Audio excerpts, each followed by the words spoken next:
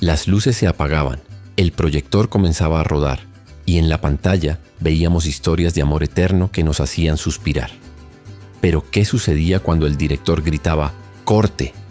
Lejos de los reflectores, en la intimidad de las mansiones de Polanco o en las fiestas de Hollywood, las estrellas del cine de oro vivían pasiones mucho más dramáticas, tóxicas y desgarradoras que cualquier guión de película.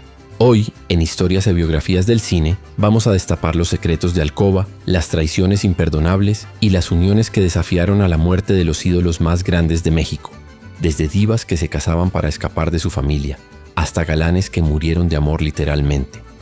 Prepárate, porque lo que vas a escuchar supera la ficción. Antes de comenzar este viaje al pasado, quiero saber desde qué rincón del mundo nos acompañas hoy. Escribe en los comentarios tu ciudad y tu película favorita de esta época dorada. Me encantará leerte y saludarte en el próximo vídeo. Comencemos. Lupe Vélez y Johnny Weissmuller. El choque de dos volcanes. Si existió una relación que definió la palabra tóxica en Hollywood, fue la de la mexicana Lupe Vélez y el legendario Tarzán, Johnny Weissmuller. No eran simplemente una pareja de moda, eran una bomba de relojería. Se conocieron en Los Ángeles en 1932, cuando Lupe ya era conocida como The Mexican Spitfire por su temperamento explosivo. Lo que comenzó como una atracción física incontrolable, rápidamente se transformó en un espectáculo público bochornoso. Los periódicos de la época no hablaban de sus estrenos, sino de sus gritos en restaurantes y los rasguños visibles en el rostro del actor. A pesar de las advertencias de todo su círculo cercano, se casaron en 1933. La prensa sensacionalista, frotándose las manos, bautizó el enlace como la unión de dos volcanes. Y no se equivocaron. El matrimonio fue una sucesión interminable de rupturas y reconciliaciones apasionadas. Se cuenta que los celos de Lupe eran tan feroces que las discusiones a menudo terminaban con vajillas rotas y persecuciones por la casa. Finalmente la situación se volvió insostenible y se divorciaron en 1938. Aunque Johnny siguió balanceándose en lianas y Lupe regresó a México para revitalizar su carrera, la cicatriz de esa pasión destructiva nunca se borró del todo en la memoria de Hollywood. María Félix y Agustín Lara, la bella y el músico poeta. Esta es quizás la unión más improbable y fascinante de la historia del espectáculo mexicano. Por un lado, María Félix, la mujer más altiva y bellísima del cine. Por el otro, Agustín Lara, el flaco de oro. Un hombre físicamente frágil y marcado por una cicatriz en el rostro, pero con un alma de poeta que conquistaba a cualquiera. Se casaron en 1945 y aunque para el público parecían la pareja perfecta, el genio y la musa, la realidad dentro de su hogar era un infierno de celos e inseguridades. Lara, acostumbrado a ser el centro de atención, no soportaba la omnipresencia de María y la admiración que ella despertaba en otros hombres. Fue durante esta breve pero intensa unión que Lara compuso María Bonita, un himno que inmortalizó su amor en Acapulco. Sin embargo, ni las canciones más hermosas pudieron salvar el matrimonio. Se rumorea que los celos de Agustín llegaron a extremos peligrosos, con historias, algunas veces desmentidas, otras susurradas, sobre un disparo que rozó la tragedia. La relación se consumió rápido, durando apenas 2 años. Se divorciaron en 1947, pero la leyenda de su amor perduró. María siempre dijo que Agustín fue uno de los hombres que más amó, demostrando que la admiración intelectual a veces pesa más que la belleza física. Sara García y Fernando Ibáñez, la traición que creó a la abuelita de México. Pocos saben que la imagen de la abuelita de México, esa mujer abnegada y de cabello blanco que todos adoramos, nació de un corazón roto. Mucho antes de ser la anciana del cine, Sara García fue una joven llena de ilusiones que se enamoró perdidamente de Fernando Ibáñez en una compañía teatral. Se casaron en 1918 y tuvieron a su única hija María Fernanda. Parecía el inicio de una vida feliz, pero el destino tenía otros planes crueles para Sara. Apenas 3 años después de la boda, el mundo de Sara se derrumbó. Fernando no solo le fue infiel, sino que lo hizo de la manera más humillante posible. Se involucró sentimentalmente con la jefa de la compañía teatral, Elvira Morla.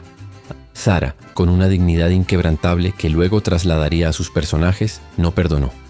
Tomó a su hija y se marchó para no volver jamás. Ese dolor endureció su carácter y la volcó obsesivamente a su trabajo y a su hija.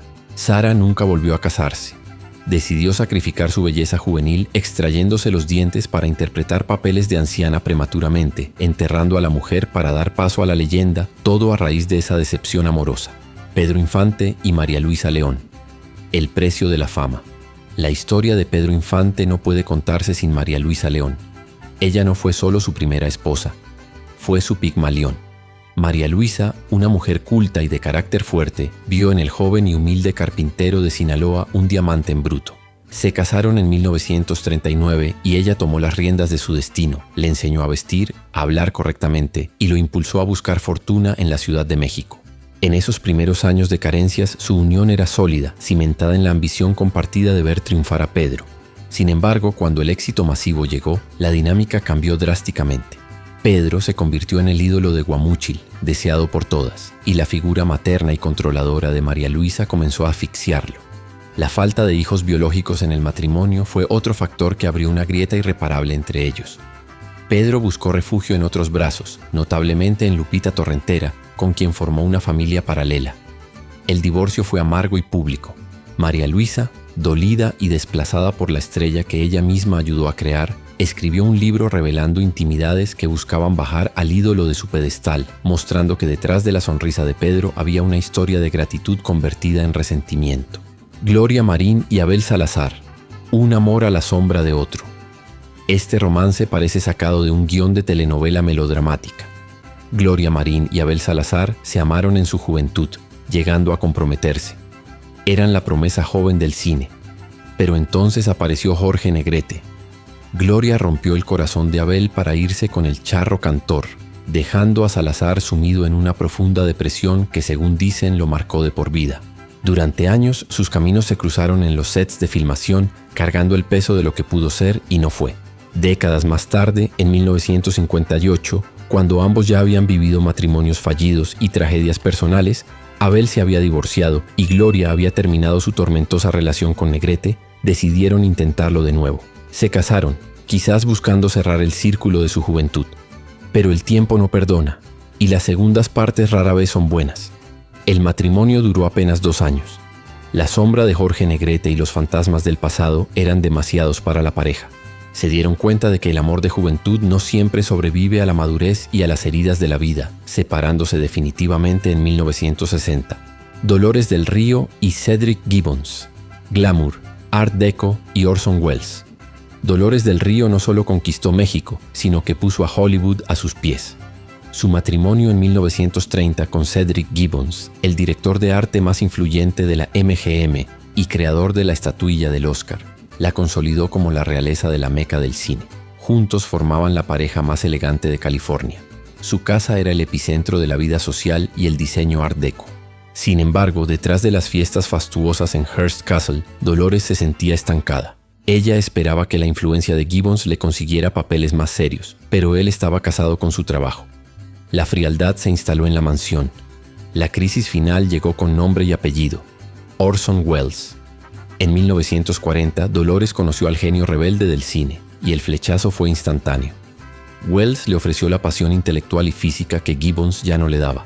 Dolores, valiente como pocas, solicitó el divorcio alegando frialdad y distancia, cerrando 11 años de matrimonio para lanzarse a un romance turbulento con Welles y regresar posteriormente a México para reinventarse como leyenda. Jorge Negrete y María Félix.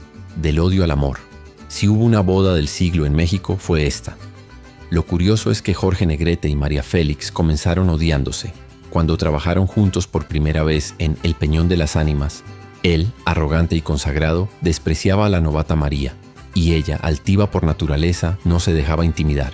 Se insultaron, se ignoraron y juraron no volver a trabajar juntos. Pero dicen que del odio al amor hay un solo paso, y años después ese fuego se transformó en una pasión arrolladora.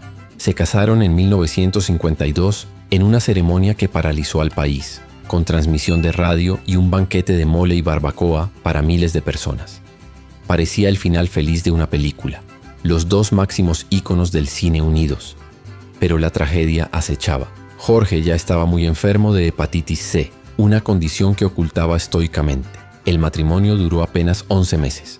Negrete falleció en Los Ángeles en 1953, dejando a María viuda y devastada, convirtiendo su historia en un mito breve, intenso y dolorosamente trágico.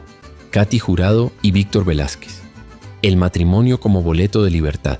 Katy Jurado, con su mirada felina y su talento inmenso, nació en una familia conservadora de Guadalajara que veía la actuación como algo indigno. Para Katy, el cine no era solo un sueño, era una necesidad vital. Ante la prohibición rotunda de sus padres, la joven encontró una salida drástica: el matrimonio. Víctor Velázquez, un aspirante a actor, se convirtió en su llave hacia la libertad. Se casaron, no tanto por un amor desmedido, sino como un pacto de emancipación. Tuvieron 2 hijos, Víctor Hugo y Sandra, y gracias a este enlace, Katy pudo librarse de la tutela familiar e iniciar su carrera. Sin embargo, la vida doméstica y las presiones laborales de ambos pasaron factura rápidamente. Se divorciaron en 1946. Aunque fue breve, este matrimonio fue crucial. Sin él, Katy Jurado jamás habría llegado a Hollywood ni se habría convertido en la primera actriz latinoamericana nominada al Oscar. Víctor fue en muchos sentidos el puente hacia su destino. Joaquín Pardavé y Cholita, un amor más allá de la tumba. En medio de tanto escándalo, la historia de Joaquín Pardavé y Soledad García, su amada Cholita, resalta por su pureza. Se conocieron en las carpas teatrales en 1925 y el flechazo fue fulminante. Se casaron ese mismo año y no se separaron nunca más. Cholita no fue solo su esposa, fue su musa absoluta. Canciones inmortales como Varita de Nardo y Negra Consentida fueron compuestas por Pardavé pensando exclusivamente en ella. No tuvieron hijos, lo que hizo que su vínculo fuera aún más estrecho. Vivían el uno para el otro. Cuando el gran actor falleció en 1955, surgió una de las leyendas urbanas más macabras de México. Se decía que había sido enterrado vivo debido a un ataque cataléptico. Aunque la familia ha desmentido esto 1000 veces, la leyenda persiste. Lo que es indudablemente cierto es que en su lápida en el Panteón Jardín descansa también Cholita, unidos bajo la frase juntos como siempre, sellando un amor que ni la muerte ni los rumores pudieron manchar. Esther Fernández y Antonio Badú, un matrimonio adelantado a su época. Esther Fernández y Antonio Badú protagonizaron una de las relaciones más extrañas y modernas de los años 40. Se conocieron rodando Cantaclaro y la química fue explosiva. Se casaron en 1946, pero decidieron romper todas las reglas convencionales de la sociedad mexicana. No vivían juntos. Mientras Antonio seguía en la casa de su madre en la colonia Roma, Esther permanecía con la suya en la Narvarte. Eran un matrimonio de visitas conyugales, manteniendo sus espacios e independencia, algo inaudito para la moral de la época.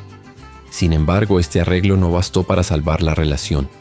La afición de Badú por el juego y las apuestas comenzó a erosionar la paciencia de Esther.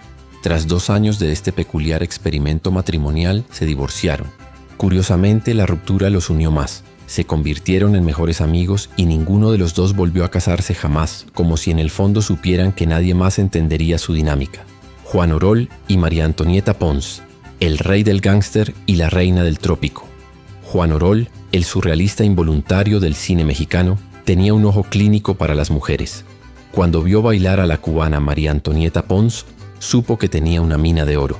La trajo a México, se casó con ella a principios de los 40 y la transformó en la primera gran rumbera del cine. Orol dirigía y ella protagonizaba cintas de gángsters y cabarets exóticos que fascinaban al público masculino. Fue una relación de simbiosis perfecta. Él ponía la cámara y ella ponía el fuego. Sin embargo, como suele ocurrir cuando se mezcla trabajo y amor, la fórmula se agotó. Se divorciaron en 1945. Lejos de hundirse, María Antonieta demostró que brillaba con luz propia y continuó su ascenso, mientras que Orol, fiel a su estilo, buscó una nueva musa para intentar replicar el éxito, pero la magia original de esa dupla fundacional del cine de rumberas nunca se repitió igual. Libertad Lamarque y Alfredo Malerba, socios en el exilio y el éxito. La novia de América, Libertad Lamarque, llegó a México huyendo de una supuesta enemistad con Eva Perón en su natal Argentina. Pero no llegó sola. A su lado venía Alfredo Malerba, un talentoso músico que se convirtió en su roca. Se conocieron en los años 30 en el ambiente del tango y tras superar un primer matrimonio fallido de ella, formalizaron su unión en 1945, justo antes de su autoexilio. Malerba no solo fue su esposo, fue su manager, su pianista y el arquitecto de su monumental éxito en el cine mexicano. Él le daba la estabilidad emocional que una estrella de su calibre necesitaba para brillar. Decidieron no tener hijos juntos para volcarse completamente en su carrera y en la crianza de la hija que Libertad ya tenía. Estuvieron juntos casi 50 años, hasta la muerte de él en 1994, demostrando que en el mundo del espectáculo a veces el mejor negocio es el amor verdadero y el compañerismo leal. Antonio Aguilar y Otilia Larrañaga. El breve preludio de una dinastía. Antes de que Antonio Aguilar y Flor Silvestre se convirtieran en la pareja más icónica de la música ranchera, hubo otra historia. A finales de los años 50, un joven Antonio Aguilar cayó rendido ante la belleza de Otilia Larrañaga, una destacada bailarina y actriz. Se casaron en 1958 llenos de esperanza. Sin embargo, la unión fue un suspiro. Duraron casados apenas un año, divorciándose en 1959. No hubo hijos y la separación fue discreta, de mutuo acuerdo. Este matrimonio suele ser olvidado en las biografías oficiales, eclipsado por la inmensa fama que Antonio lograría después. Pero es una pieza clave para entender que incluso las leyendas tienen borradores antes de escribir su historia definitiva.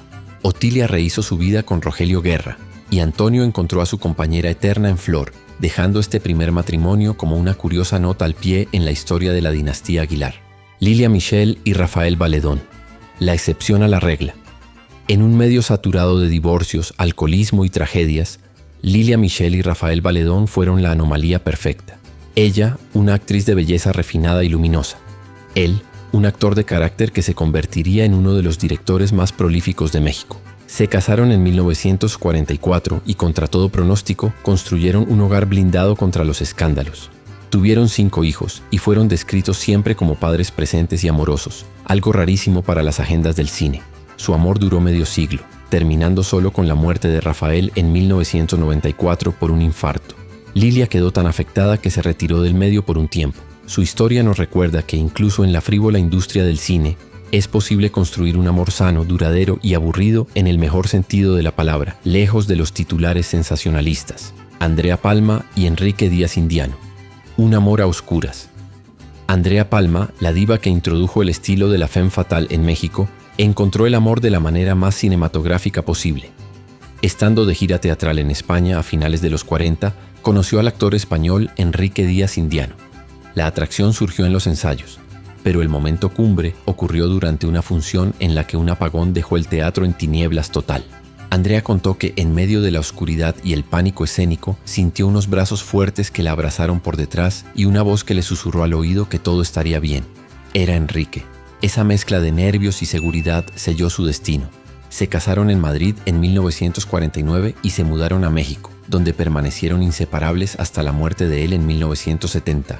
Una historia que prueba que a veces el amor verdadero solo necesita un momento de oscuridad para salir a la luz. Como hemos visto, detrás del maquillaje, las joyas y las sonrisas perfectas de la época de oro latían corazones humanos, vulnerables y apasionados.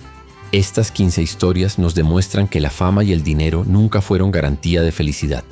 De hecho, muchas veces fueron el combustible que incendió sus vidas personales.